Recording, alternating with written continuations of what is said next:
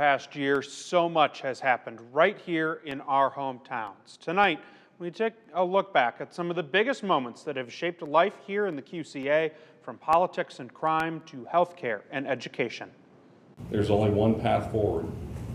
Resign. Peterson focused the discussion on book bans, gender-neutral bathrooms, and other topics not allowed in closed session. School is not the place to be teaching gender, confusing the children. A high school senior protested against several gender-related Iowa bills. Two of them are now law, one of them banning Iowa doctors from giving gender-affirming care for those under 18. Lawmakers say the law protects children from life-altering changes they may regret later. Our legislators, our governor, are supposed to be leading us and protecting us. It wasn't until last year, when Roe v. Wade was overturned, Governor Reynolds sought to reinstate the 2018 law. The bill, having received the constitutional majority, is declared to have passed the Senate. When it comes to legal challenges of the law, it will all depend on what standard of review the courts decide to use. The staff union here at USP Thompson has long called for action on what it says is a never-ending, targeted series of sexual attacks on staff. Because we need to close that gap that they're using to not get criminally prosecuted.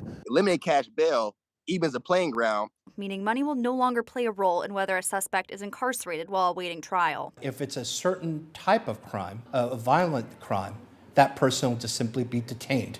The past 2 years, we've had some significant violence, namely related to gun violence within our community. Program leaders behind the Group Violence Intervention Program didn't just focus on the success of the program, but also focused on some of the rising trends behind the gun violence. Since last May, Chief Jeff Bladel and the city have used group violence intervention, and it seems to be working. Since implementing the new approach, shots fired calls have kept decreasing. Program leaders also want to focus on training school resource officers to better work with kids on the gun violence prevention. In just 2 hours. He's the one right out in front of me, just changed into lane 2. It's going to be 77.59 miles per hour. ISP made 17 traffic stops, with its sights set on keeping drivers safe.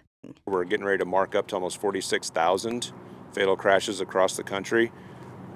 That's more than the population of the city we're standing in right now. Memories being wiped away. When heavy storms damaged the building 3 months ago, it was unknown what the future held. It's like saying goodbye to an old friend.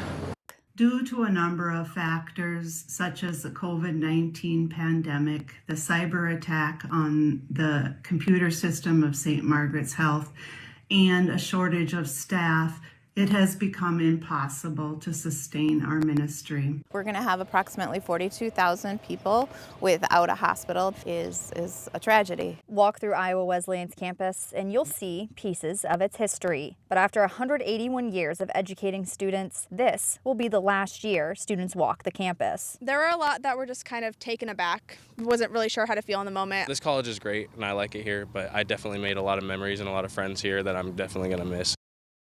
Definitely a lot of stories that we are all going to remember.